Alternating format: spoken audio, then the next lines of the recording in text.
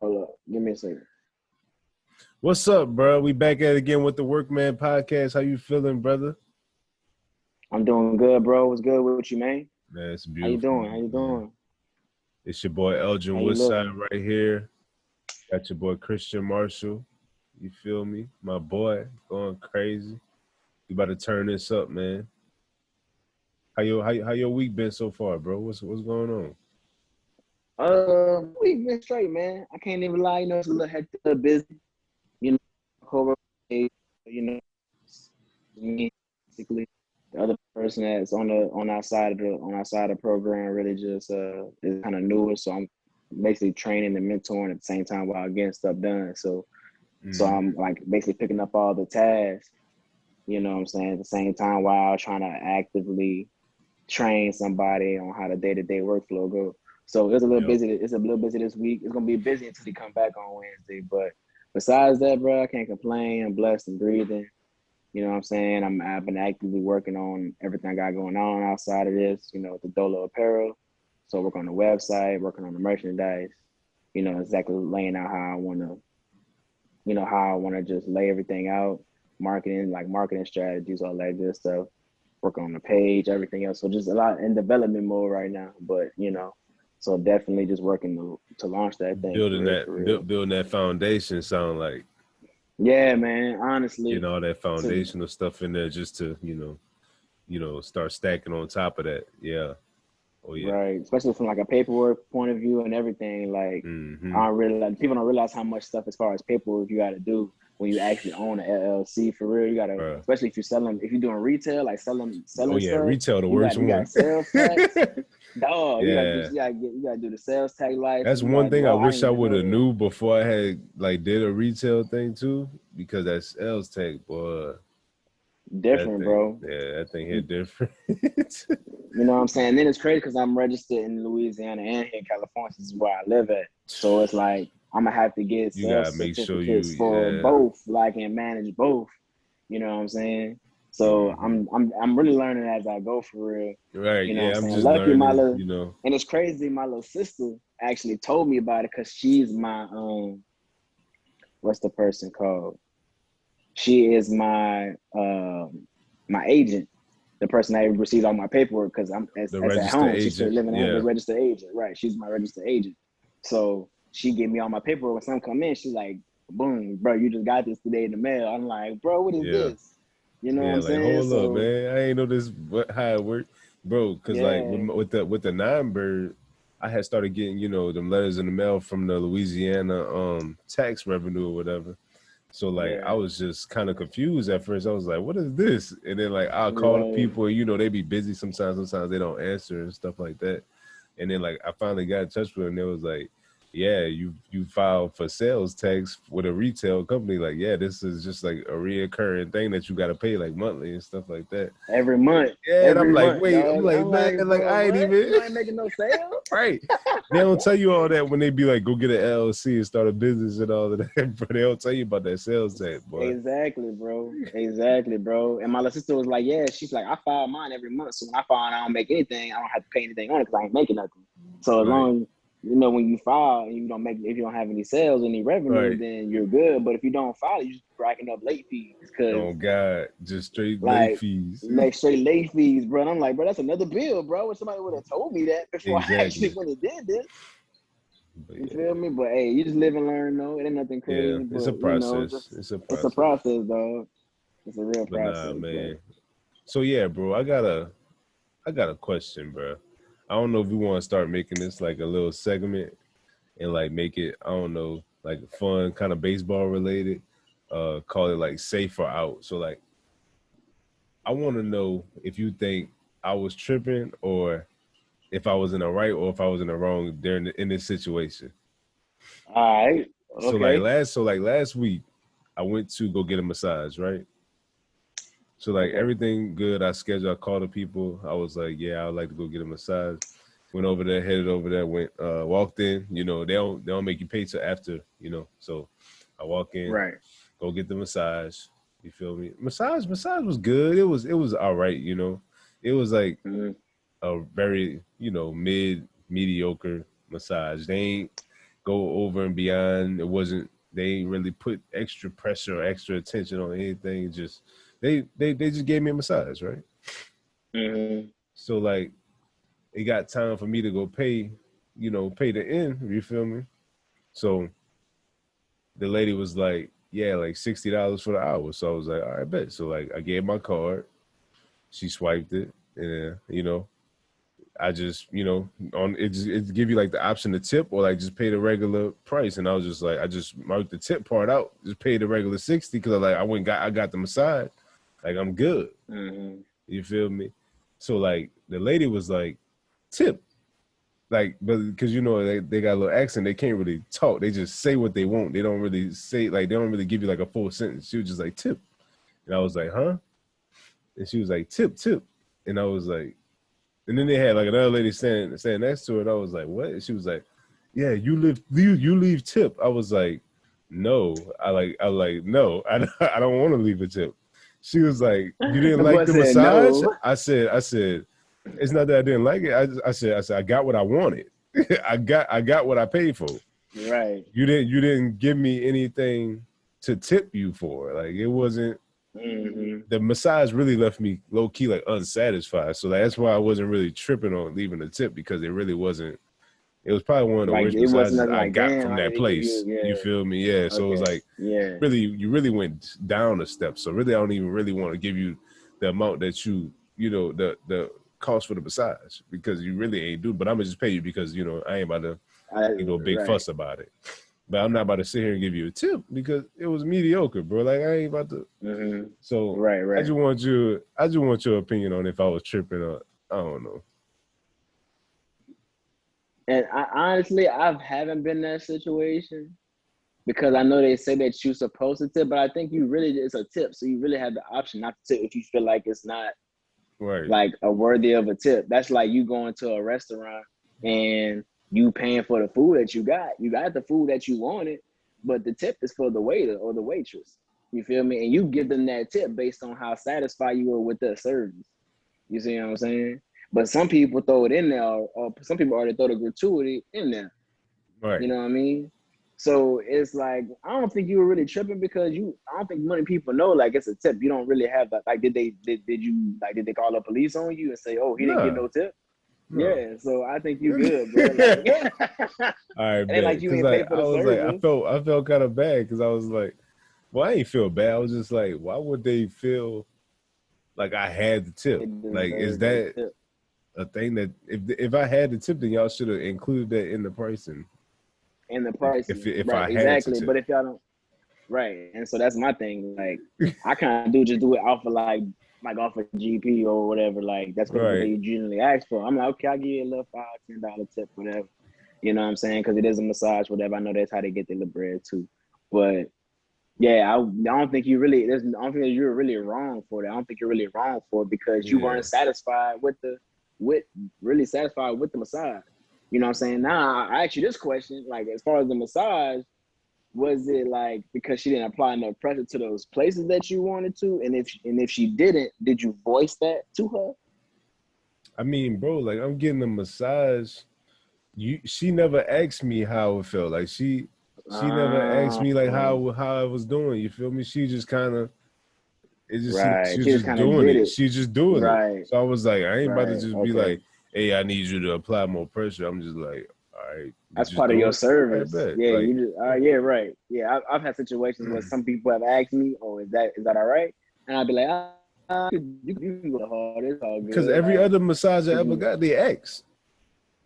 They asked me how I feel. They asked me if I'm good, if I need more pressure. They asked me if they got any areas that hurt you more than others. She ain't asked me none of that. She just went up in there and just started touching so she don't really deserve the tip. So you're not really tripping. Yeah, that's what I'm saying. Like, you ain't really do nothing. You ain't even talk to me. Good, bro. Yeah, so No conversation, no good, no service, nothing. No good service. Yeah, you don't get no tip for no good service. You don't get nothing for free. So it don't work like that. Right. Picture you just getting an Uber and you basically like, how you doing? And the person just don't say nothing. Just take you to the destination. I'm about to give you a 1-star. I'm about to give you a 1-star rating. Cause I can't give you 0. I gotta give you. I ain't gonna give you 1. Because I want you to know how I feel about this, and you ain't getting no damn tip Right. off rip. So yeah. I just wanted to make sure I wasn't tripping. But nah, bro, Nah, bro, you would let's not hop trip on into that. this, man. That was a good joke. But Boy, yeah, Joseph. today's topic is time management. I think this is a very important topic that we all need, especially this day and age with all the distractions that we have, all the options that we have to do and pursue. It's good to be able to manage your time. That way you can allocate the right amount of energy to each aspect of your life that you want to apply it to. So without time management, you basically just reacting throughout the day. You're not going through the day with a plan. So if something Mm-hmm. comes up, it can deter you from your path, and then you might forget that you had other things that you were planning on doing because you never wrote them down. You never set a time stamp for them. You never set a priority for them. So you might be doing something that really has very little return. You doing that for 2 hours throughout the day, but the thing that's really going to take you to the next level, you don't even think to look at it that day because you never really set a B, or C priority on it. You just Right. moving off of, you're basically guessing at that point. So just being able to manage your time, that's some stuff that we're going to hit on today. I'm going to let my boy Christian, give his thoughts on it. Yeah, man. Because I mean, I think that's out of everything. I've noticed that one thing that's been consistent with me, um, starting from even just high school all the way going up to now, working to being in my full time professional career, um, is I've always had good time management, and no matter what I had going on, right? But that's because I knew what my priorities were, and that's really where it started, right? You can't just think that you can go in and just throw stuff on your schedule and then everything will get done. No, you got to prioritize things. What needs to get done first? Like what's the most important? So that aligns with your goals, right?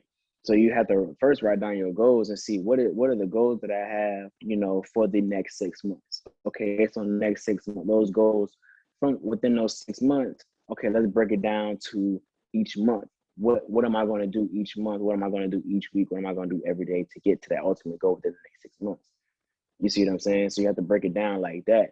Once you break it down like that, now you're talking about ranking things. Now like, okay, you want to make $100,000 and within the year, okay, what does it take to make $100,000 in 365 days? You can literally break down $100,000 all the way down to the day, to the hour, to the minute, if you really want to, if you want to Yep. get technical. You know what I mean? And then now you can see now once you do that, you can like basically pick up on things or like pick up a hustle, pick up a side hustle, or do extra, cut out a few things in your budget or in your expenses, basically those unnecessary expenses that's gonna help you make the $100,000 in the next 365. You see what I'm saying? But it all starts with writing it down and managing the time to do so. Because a lot of people think like even when it comes to going to the gym, right? People think you got to spend an hour and a half, 2 hours in the gym when you really don't. You really do a lot in 30, 45 minutes if you Bro, get you could to do a it lot and in you 30 like minutes if you go you hard. you could do a lot in 30 to 45 minutes if you go hard. Like that's talking, and that's including the warm up all the way to the end. Yep. Like you can do a lot, but it's like you're not gonna know. You're not gonna be able to do that if you don't have it written out.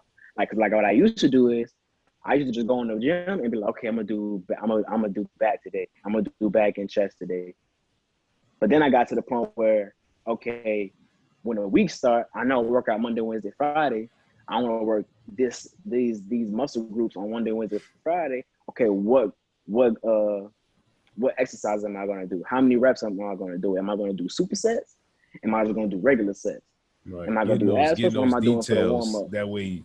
Because Right. that's big on the time management too, is already having the details worked out the day before or, hours before you do the activity, because you might go into the gym and you like, oh yeah, I'm gonna just go to the gym today. You might have that on your calendar.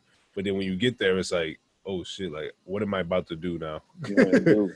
Right. Am I Right. going to, do chest, back, arms, like push, pull muscles? I don't know. So that's time that you wasting, that you trying to search up workouts that you can do or a workout plan. But if you already had that written out on a notebook or even in your phone, or even if Your you just phone, you know, had it thought out in your head, like in your just think head, about it right? beforehand, that could have saved you the extra 20 minutes that it took for you to search for those exercises that you could have been, actually working out. And then you could have used that 20 minutes towards going home and go cook or something, or like go for a walk after you go meditate or something like that. You could have did a whole bunch of things with that extra 20 minutes, but I think we just got to value planning a little more, because it gives us a way better chance of executing at a higher level, bro. Yeah. And that really comes with knowing that, you only have 24 hours, right? So how can you maximize your whole 24 hours? And if you're like us and you work, so you working most of the day, I work 10 hours a day, maybe 11 hours a day. So that's already cutting to the time right there. You know what I'm saying? I know I get up, That's right off the top. You know I that get to you missing 10 hours right off the top. Right off the top of the dome. So that's we only working with 14 hours. You know what I'm saying?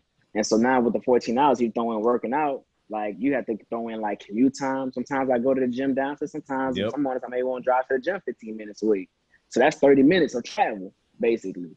And so like now I gotta think about that. So instead of me working out, so now I gotta think about, okay, what time do I need to get up to incorporate my whole morning routine that I want to do? Because I know I want to pray, I want to meditate, I want to read my scripture for the day, I want to read. You see what I'm saying? I want to, I want to study my courses, my investment courses that I'm in, but I'm doing for at least 30 minutes a pop. You see what I'm saying? So now that's about maybe an hour or maybe 2 hours, depending on like how deep you want to get into it. A time that's cut out. You see what I'm saying already? So now it's like, okay, what time do I need to get up to do all that? Because I know I got to be out the door by this time. It take me 35 minutes to get to work. If there's traffic, it's going to take me like 35 minutes to get to work. Yeah. So I need to leave by a certain time to get to work. So let's break this down for the people. That way it's clear, because I feel like we kind of jumping around a little bit, because let's just see where does it start as far as time management? Where does this all stem from? Like what's your opinion on the most important thing on building your time management muscle? Like the number one thing, like, is it your morning routine? Is it your schedule system? Is it your priority system? Like what would you think it is? It's going to be for me, it's definitely going to be the scheduling system, because if you don't have the scheduling system in place, you're not going to have a plan and you're not going to follow it. So anything that's not on the plan, like if I start, like for instance, I do my best to take the time every Sunday or Saturday or during the weekend to plan out my week, right? And so now I know what I'm going to do Monday, Wednesday, Thursday, Friday, Monday, Wednesday, all the way from Sunday to Sunday, basically. I know what I'm going to be doing or focusing on. Will all those things happen? No, maybe not. But whatever's on the schedule that day, I'm gonna make my best effort to do it. And if I don't do it, if I don't end up getting to it, I'll just roll it over to the next week. Because guess what? If it's not, I'm not gonna push it to tomorrow, because I already have a set of things to do for tomorrow. So if it's not on the schedule, I'm not gonna do it. Okay. You see what I'm saying? So if it's not on the schedule for that day, I'm not gonna do it, because now I'm pushing too much on my plate when I already allocated time to do certain things. You see what I'm saying? So the scheduling is going to be key. I'm kind of stuck between the scheduling system and the morning routine, because I think the morning routine really sets the tone for every single day, as far as like you kind of pre-planning those things, like that time where we talk about, thinking about what you're going to do in the gym. Like that can be what's going on during your morning routine as you wake up, and you have like that hour. If you wake up an hour before, like you go to work and like go for a walk for like 20 minutes or something like that, that 20 minutes really feels a lot longer, because you had nothing else into your mind yet for that day. You feel me? Right. You have a fresh brain, so your brain is operating at 100% at that moment. But like throughout the day, you actually lose energy, and your brain is operating at a lower percentage of optimization. That's like proven facts. So I think the morning routine is almost just as important as the scheduling system, because they kind of go hand in hand. Because you can build your scheduling system during your morning routine, which is kind of like you reflecting on the day before and then planning out what you're going to do for the day. that could take like 15 minutes to plan, to reflect and plan for the next day. If you do it first thing in the morning, because your brain gonna be operating at such a high level. Right. And see, personally for me, and also that depends on what type of person you are, right? Right. So like if you getting up in the morning, right? Because I ain't gonna lie, like when I'm not gonna act like I'm perfect. There are mornings where I plan to do stuff that morning, wake up at a certain time, 3 in the morning, 4 in the morning, and it don't happen. Mm-hmm. So for me, knowing that, I'm still working through that consistency of getting up every day on that time. I'm like, okay, I need to plan this shit out a week before. That way, Right. if something fall off the track, because I'm very detail oriented. So I need to work it out well in advance. Like that's why I do my stuff by the week. You see what I'm saying? So it depends on the type of person that you are as well. You know what I mean? I feel like that plays a factor too. I think that's big too, because if you are like a systems type of person, and I'm more of a kind of like just get up and go do it type of person. So it's like it's two different personalities. Like neither one is better than the other. It's just two different ways that you got to go about, approaching your day or planning your days. Because honestly, bro, I was not like the person to schedule out my day for real. Probably like 6 months ago, I would like put like a to-do list together, but I wouldn't like put like a time on it. I just be like, I need to do this on, either these 2 days, or I need to do this week, and I gotta, finish this assignment or this task. And I thought I was doing good doing that. I was like, dang, like I'm planning my day. But then like, I started reading more and like opening my mind on different things and different, time management approaches. And then I started actually like every 30 minutes of my day has something allocated to it, like specifically. And ever since I started doing that, bro, like my execution has gone up at least 50-60% as far as like getting things done when I said it was going to get done. Yeah. And that's major, bro, because I think a lot of people, that's what they missing is the system on how they going to get it done. Exactly. I mean, because you can have all these talents, you can do all these things, you can be the most motivated, you can inspire yourself, so driven as you want to be, but if you don't have a system behind what you're doing, then you just walking around aimlessly, for real, just doing stuff. You see what I'm saying? You don't have any direction. We can have a vision, but if we don't have any direction, we're basically just dreaming. A vision with, you know what I'm saying? Yep. Like, so you just like, you have to, in order to do that, you have to put action behind it. But the only way we can act is, effectively, because you don't want to waste your time. Like you said, you got to maximize 24 hours. Optimization is the key when it comes to being successful and really accomplishing the things that you set out to do. And like you said with yourself, I wasn't like, I would just write stuff out for the day, and like I'd be like, oh shit, like I done did this. Like I remember that one year in school, I was like, I'm taking 19 credits, bro, and I'm playing ball. I'm gonna have to plan this stuff out. Like I'm gonna have to plan it out. That's the only way it's gonna work. That's the only way it's gonna work. I'm gonna have to plan. I'm taking 19 credits, dude.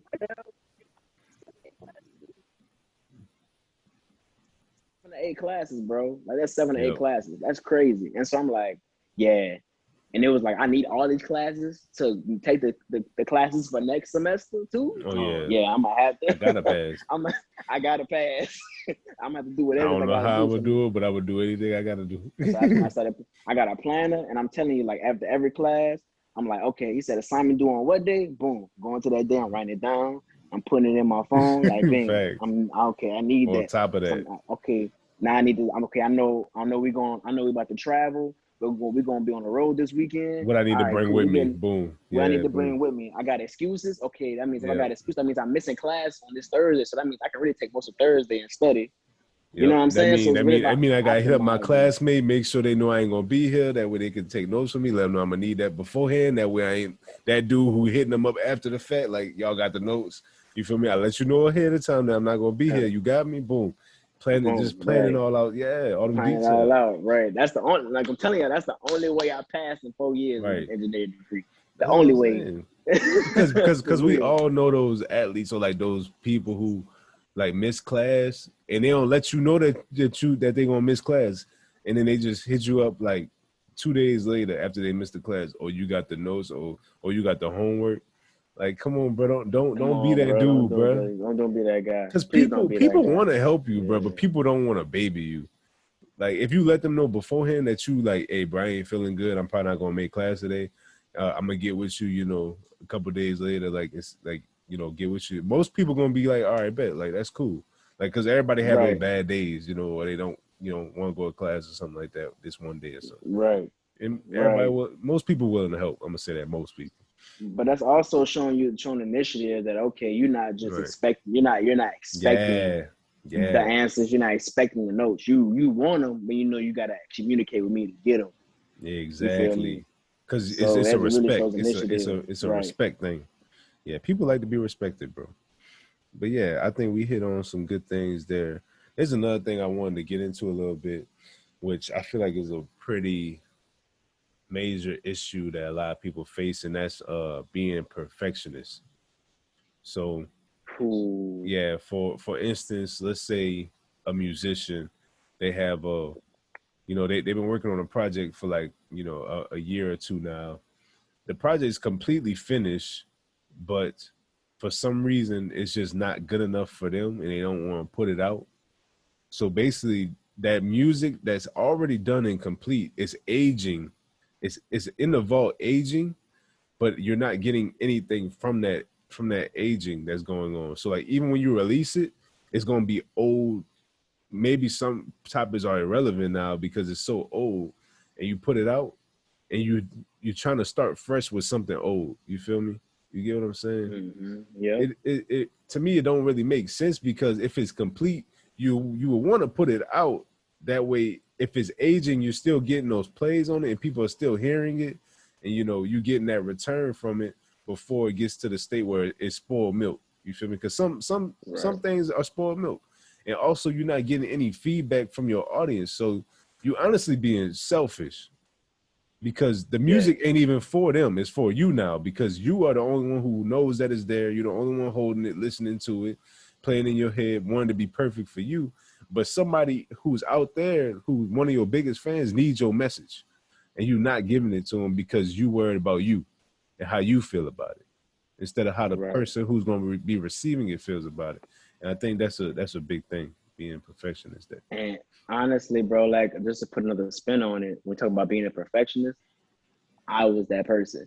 Yep. Literally, I was that. And you notice I was that person, like to the point where if things didn't go exactly how I planned it out, if I didn't perform the exact way that I said I wanted to perform, if I didn't get that 98 on that damn test, if I didn't drive in runners with runners in scoring position, you know what I'm saying? If I didn't strike out that person with the bases loaded, you know what I mean? I put a lot of that puts a lot of pressure on yourself. You try to be a perfectionist, and not only does it put pressure on yourself put pressure on yourself, now it's a lot of negative energy that you flowing out to other people. You see what I'm saying? Because you're so determined to be perfect that now you're expecting the same perfection from everybody else, but you just proved to us that you're not perfect. So why are you trying to expect perfection from somebody else and you just proved to us you're not perfect, right? And I'll never forget this, bro. Like, it was at practice one day, and I think it was like sophomore year or something like that. It had to be sophomore, junior year.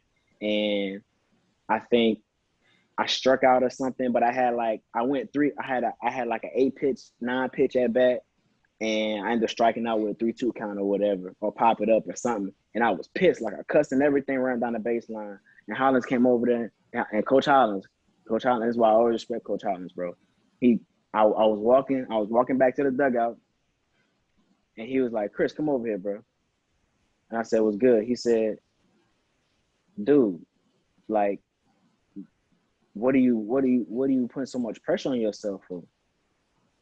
Like, you do know this is a game that you're going to fail. You're going to fail. Like, if you're doing good, if you get three hits out of 10 at bats, you're doing well. You know this game is already meant for you to fail." It's just like life. You know what I'm saying? Stuff get thrown at you, everything not gonna be perfect. But guess what? You here and you playing college baseball. Yeah. So you got here. So obviously what you've been doing up to this point has been good and has shown progression. You're a good player. Like, so don't try to be so perfect. You're not gonna be perfect. Right. And so when he said that, I thought about it, and then the next at bat, I came in like hit a double or some crazy stuff like that, right? But it was just like, it made me realize that like this, I'm not perfect. I'm not gonna perform or execute every single time. But does that mean I don't need to put forth that effort? No, because obviously I'm putting forth that effort. And as long as you put forth that effort to strive for that perfection, you're gonna receive good results. But don't expect the perfection to happen. You see what I'm saying? And so that's something I keep with me like to this day. Do you think that's, I guess, that perfectionist gene or that perfectionist trait? Yeah, like you said, we all should strive for perfection. But do you think like people who are just perfectionists, do you think that's stems from like an insecurity or like a lack of faith? It can. And I think so. When I think about myself, it's like that's where when you want to be a perfectionist, that means you are so obsessed with control. Like that's where you get the control syndrome from. Now you're trying to control every situation that comes through because you feel like you just had it all planned out in your head however you wanted it to go. So now you're trying to control stuff outside of your control. Like, because you feel somebody want to, like, just because you feel like it's stuff to be a certain way, now you feeling everybody else should act accordingly. And it don't work like that. Once you realize that you're not perfect and that nobody else is going to be perfect and that you cannot control other people, right? And what they do, you're gonna have a sense of peace in yourself. You see what I'm saying? Because that's what it's ultimately about. Because if you're aiming for, if you're trying to be this perfectionist all the damn time, you're just gonna put more and more stress on yourself to the point where you're gonna start getting sick. Now the mental is starting to affect the physical. You feel me?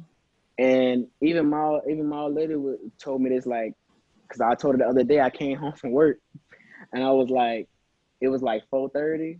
And they still had email traffic coming in asking for stuff. And I sent the email saying, I'm leaving for the day. I did this. I'm still waiting on approvals. I'll be back in the morning. Y'all let me know when it's approved. You feel me? And she was like, you done changed, because I remember, like, especially when you first started work, you were stressing about getting all that work done before you left work. And you ended up staying 2 hours past the time you said you were gonna leave. Yep.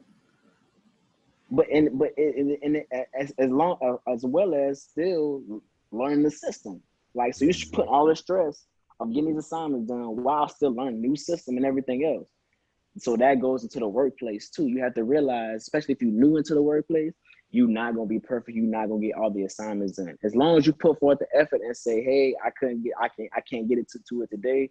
Can we still get it done tomorrow?" Because guess what? If you can't get that done today, there's probably other people in that office, in your building, on your site that's doing the same thing, that got a whole bunch of work that they're not getting done that day, but they still going home on time because they got stuff to do. And you gonna be the person that's sitting there at 7 o'clock in the morning. You got there at 7. You're supposed to leave at 4:30, right? And you staying 2.5 hours for what? To get one thing done? That ain't gonna make a difference, because guess what? They're gonna be looking for something new tomorrow. You see what I'm saying?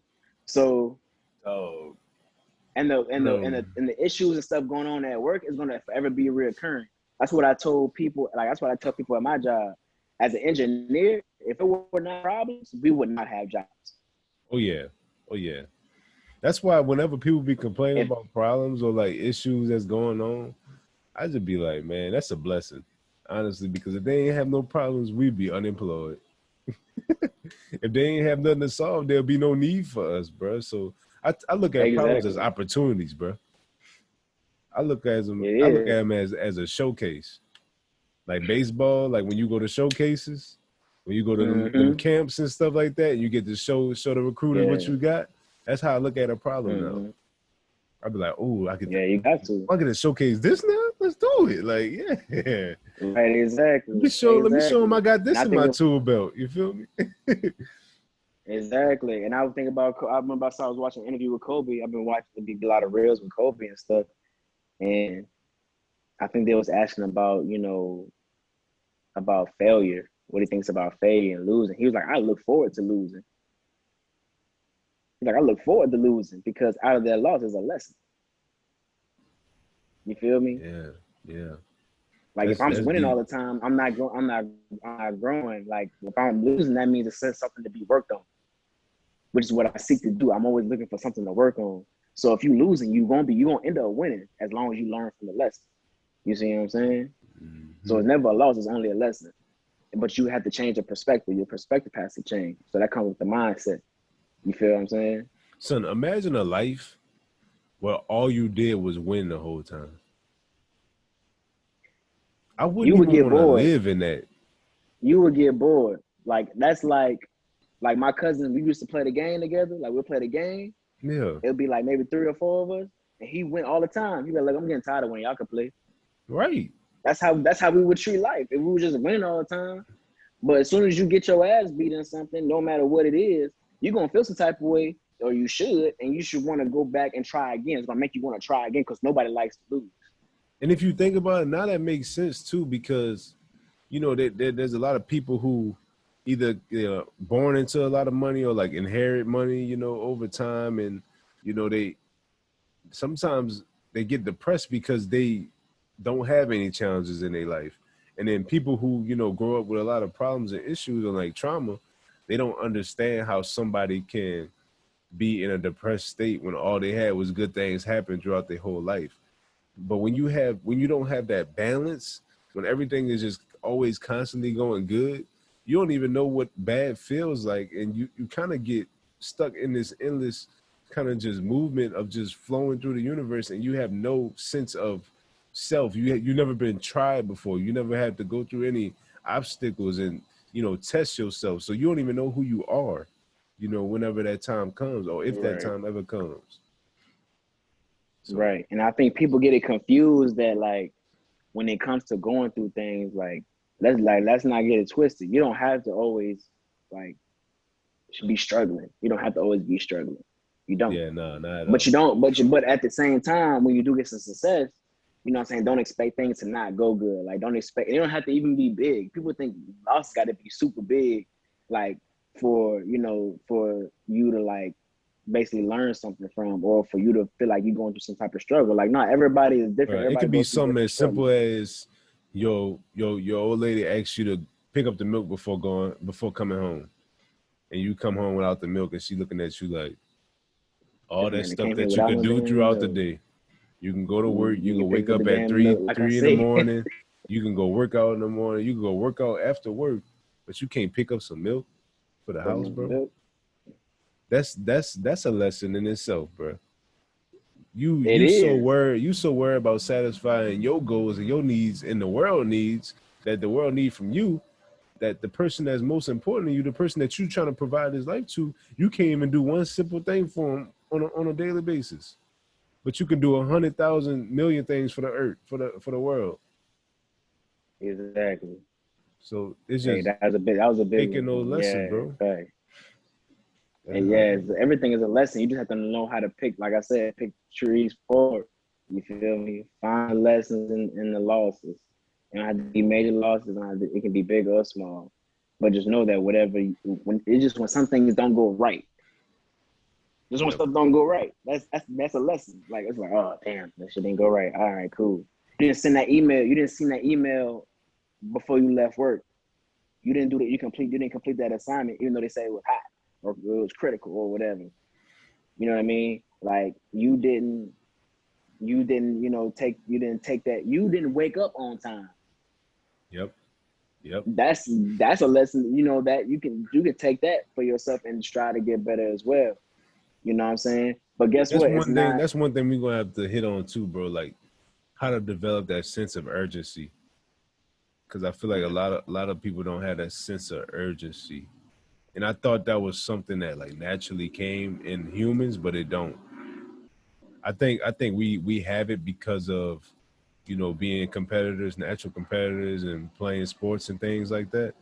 We kind of had to have that sense of urgency. you know, if you don't make it to practice, you're gonna have a consequence or something like that. Or if we don't win this game, we're gonna be running after this game. He already said it. So like that sense of urgency automatically comes up in our subconscious. But like for people who never were, you know, playing sports at like a high level, you know, they might have played like park ball and stuff like that, which ain't nothing wrong with that. It's just the sense of urgency not the same because you're not approaching it as like a job. You feel me? It's more just still fun Right. when you're playing it as a Right. kid. So it's just how Right. to develop that strength and having that sense of urgency and that awareness. That way, as you moving through life, you're not, you know, having a dull mind, and you can still see that there's things that you need to kind of self-manage and put that pressure on yourself, because if you don't manage yourself, the world gonna manage your time for you and tell you what's important to you. Oh, whoa, yeah, facts. Because if you just walking through this life, you know, just like not even like taking your own steps towards your own vision, towards your own goals, then it's not even like the world will physically do that. But it's like basically what you said, like because you don't have any goals, you don't have any vision. Now what you're seeing outside, well, now you think it's going to eventually become what's in your mind, right? Everything that's going on in the world is what you feel like needs to be done by you. So that's everything you see on social media, it's everything you see going on in the news, everything else. You see what I'm saying? But if you don't have control of your own mind and your own sense of self, then you're just gonna be walking around this thing endlessly. You might as well not be alive at all. Now you just a shell walking around. For real. And that's not what we're put on this earth to do. This world is already gonna have what it has going on. The world of sin, you know, everything gonna be happening, but how the world gonna be moving with or without you. So it's like, while you're here on this earth, what you gonna do as you take a step every single day to make sure that you're actually living?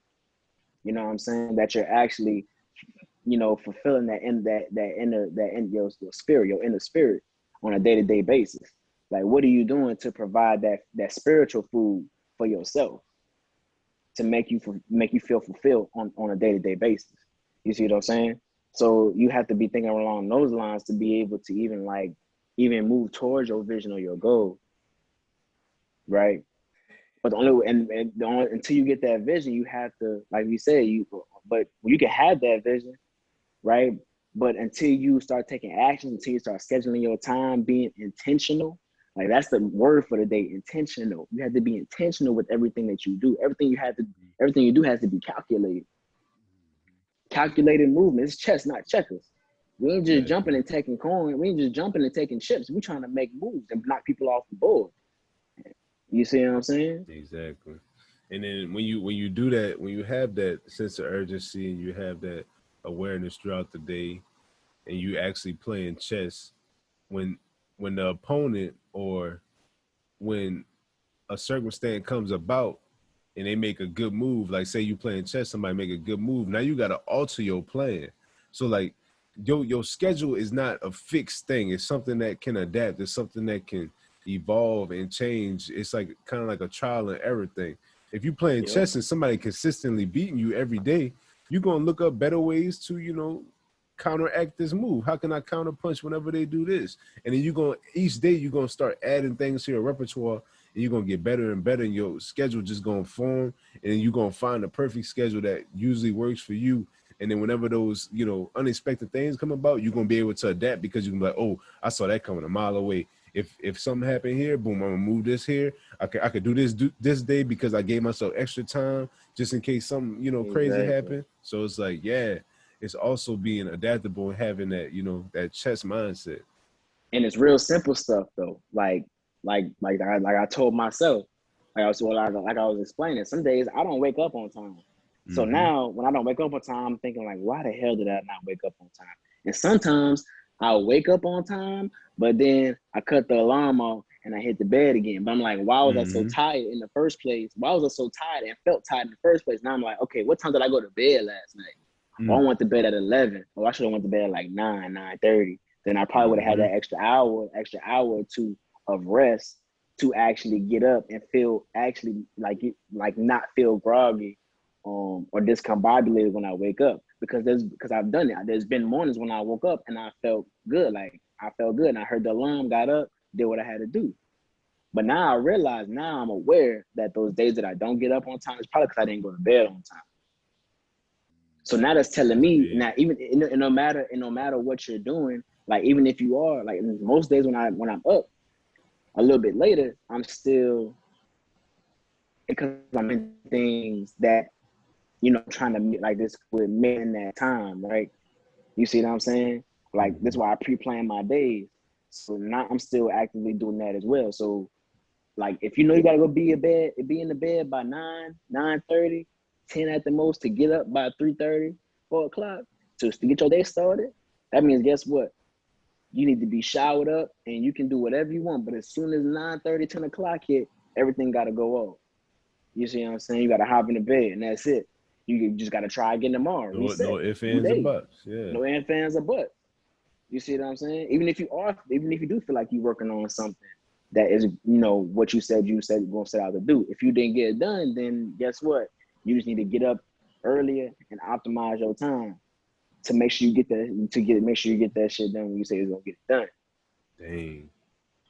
You see what I'm saying? So it's about self-awareness. That's a big one too. And I feel like that's one I need to work on too, which is not feeling like I need to do everything that day. Even things like I'm planning ahead, if I'm already in that workflow, sometimes I'll overwork it and I'll like try to add things on to like 11 o'clock or like 10:30, and those kind of drag on, and I'll end up going to bed till about 12 o'clock, but I'm waking up at like 4:30, 4 o'clock.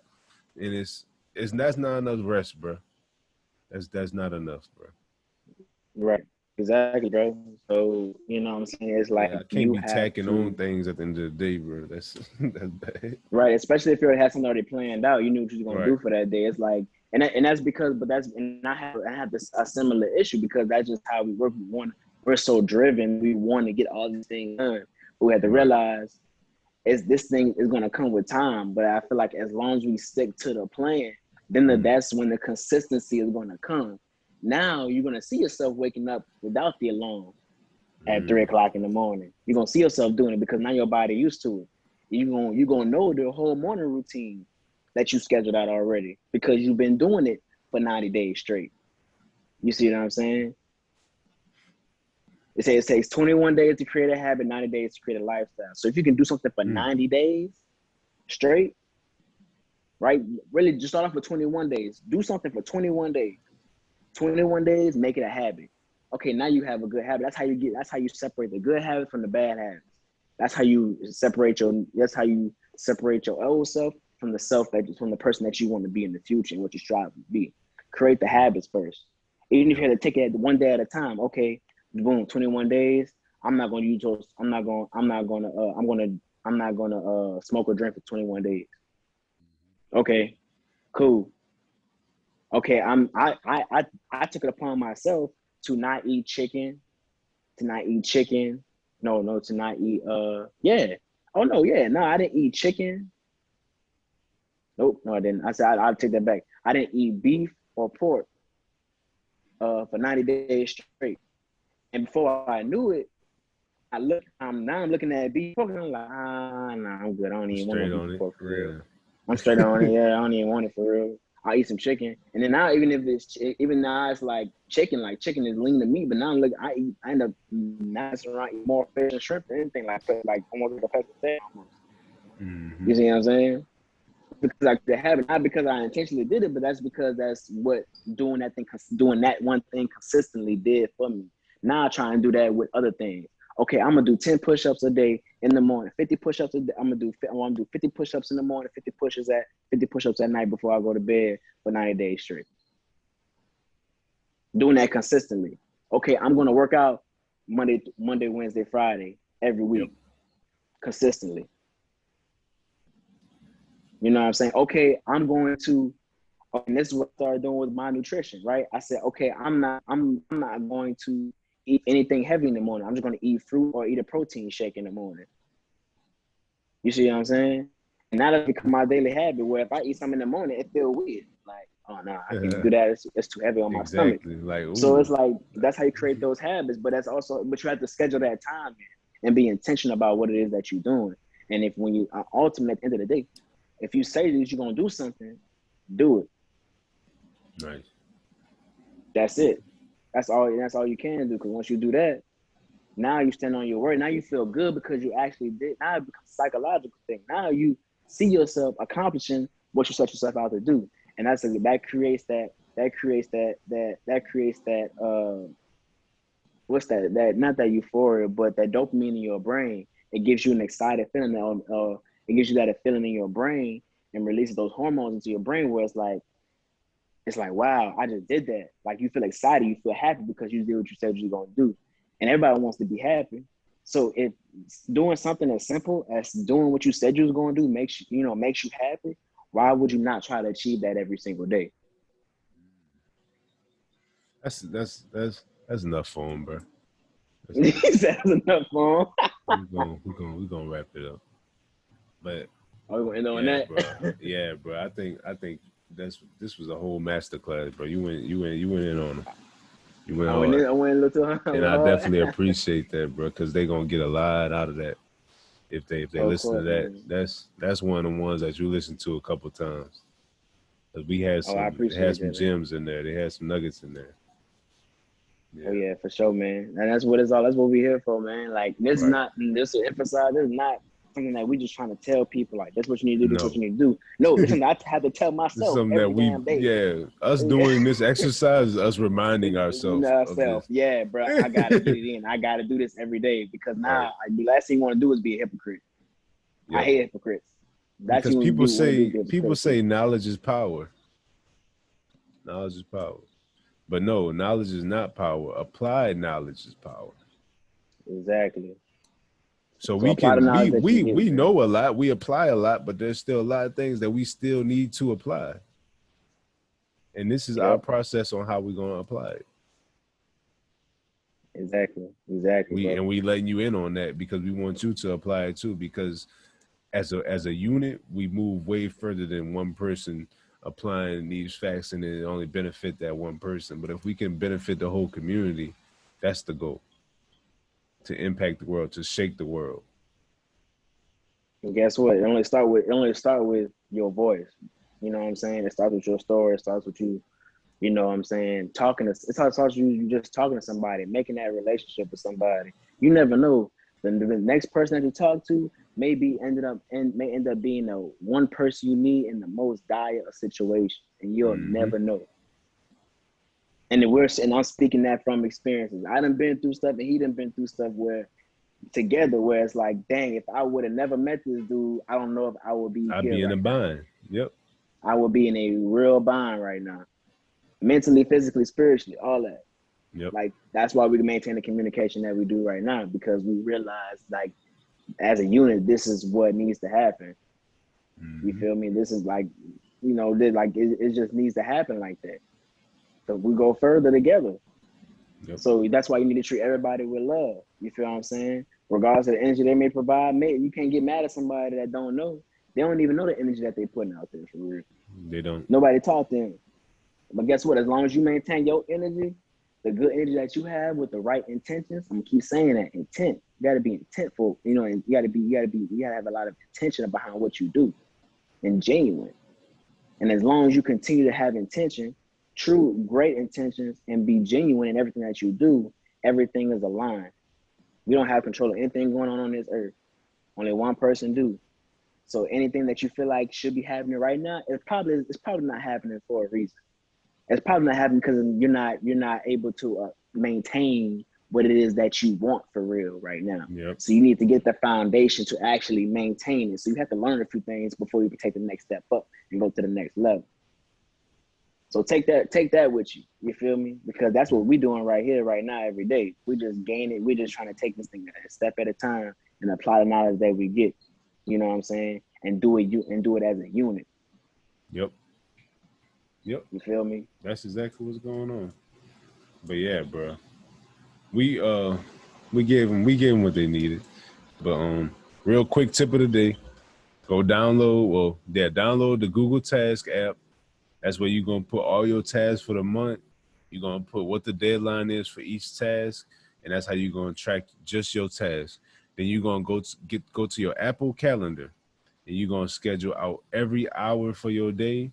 And if you want to be even more thorough, shout out every 30-minute segment of your day in your Apple Calendar, and have a task that you're gonna complete in there. It could be something as little as you going on your lunch break. Put that on there. That way you have a definite time on how long you're gonna take your break. Or it could be, I'm gonna work on this certain aspect of my job for this 30 minutes. I'm gonna complete this task. Or once you get off work, I'm gonna spend 45 minutes at the gym. I'm gonna take 15 minutes to drive there, going there and back. So that's another 30 minutes that you need to put in there and account for that time, bro. Treat yourself as if you are your own boss. You are your own employer.